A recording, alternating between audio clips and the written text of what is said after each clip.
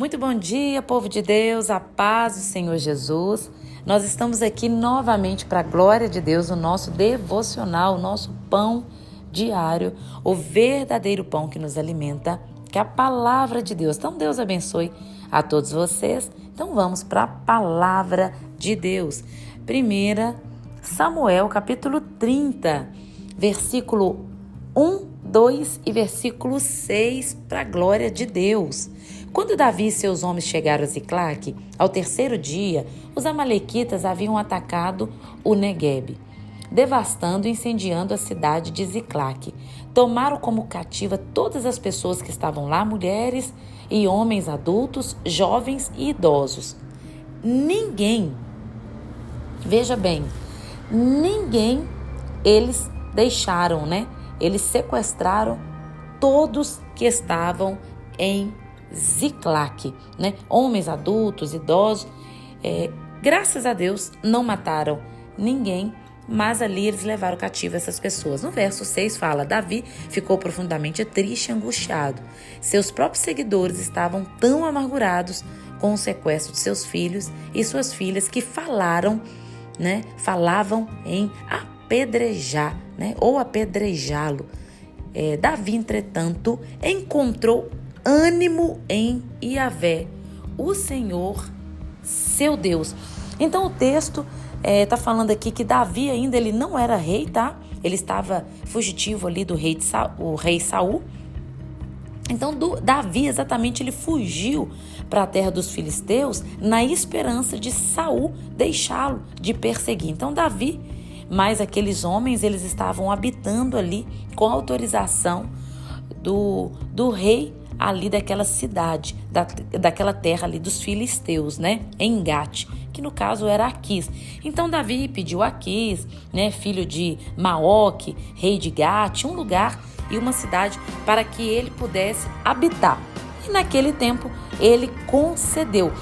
É interessante dessa história de Davi, porque às vezes nós temos uma impressão que as coisas aconteceram muito rápidos, Muito rápido na vida de Davi. E não é bem assim. Só para vocês terem uma ideia sobre isso que eu estou dizendo, toda a peregrinação da vida dele, toda a insistência, todas as lutas, as batalhas, Davi ele foi ungido aproximadamente aí com 16 anos, 17, ele mata ali o filisteu, mata ali Golias. Então, com 14 anos, 14 anos de espera, e depois aos 30 anos ele é rei de Judá, rei de Israel. Um pouco aí da história de Davi. Então os filisteus, eles juntaram para a peleja, mas os príncipes dos filisteus não permitiram a participação de Davi na batalha, Então esse Ziclague, esse local, era um local temporário de moradia de Davi e aqueles homens que estavam com ele, Então eles estavam ali por um período de tempo. E os amalequitas, Amalequitas é aquele povo nômade, ali do Neguebe. Então sequestrou todo aquele povo, as mulheres, as esposas, os filhos, os velhos, os adultos, todos que estavam lá. Porque os soldados, Davi, os soldados estavam em batalhas. Só que os príncipes não permitiram que Davi participasse. Então Davi volta. Davi volta e quando ele chega ali naquela cidade, ele encontra aquela cidade queimada, levaram todas as pessoas, cativas, os filhos, as mulheres. Então Davi e os seus homens choraram, eles começaram a chorar e não tiveram mais força, porque não as famílias, as esposas, as pessoas não estavam lá, O texto vai dizer que Davi se angustiou. Davi se angustiou, ficou triste, ficou deprimido, porque também tinha uma situação daqueles homens culparem Davi, os que andavam com ele, e ameaçaram a apedrejá-lo, como nós lemos. Só que algo que é maravilhoso, e é aí que é a prática dessa palavra para a nossa vida hoje.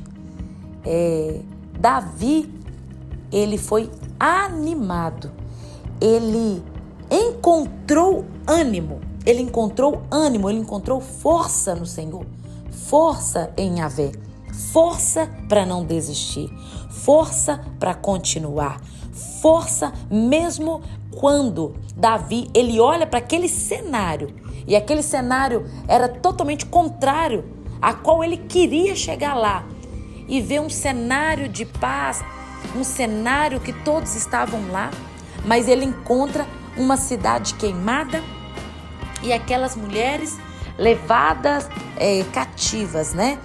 E aquilo ali angustiou. Então, aqueles homens estavam planejando em seu coração apedrejá-lo, né?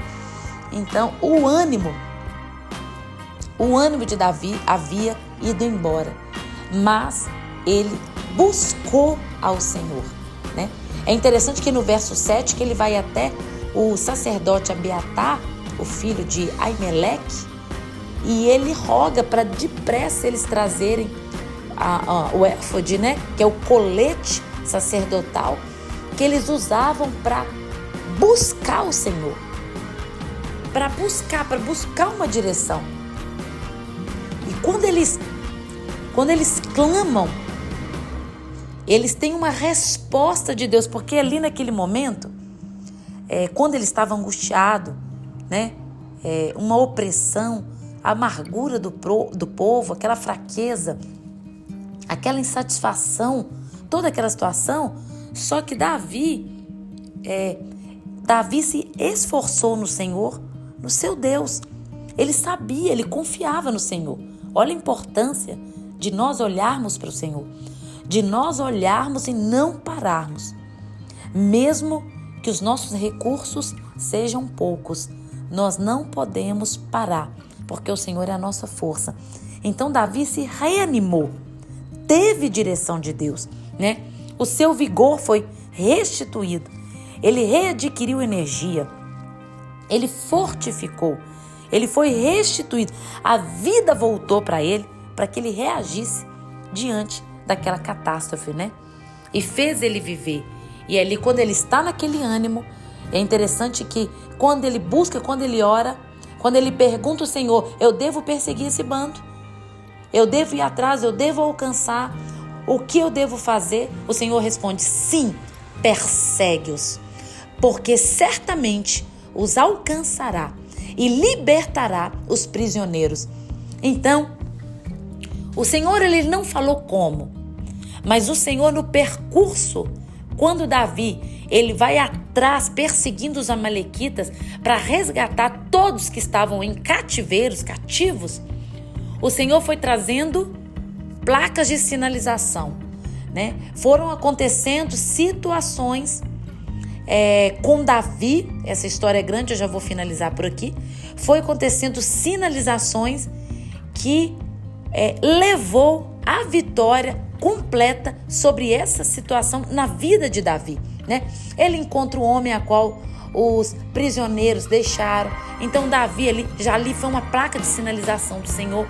Então é assim que o Senhor trabalha todas as vezes.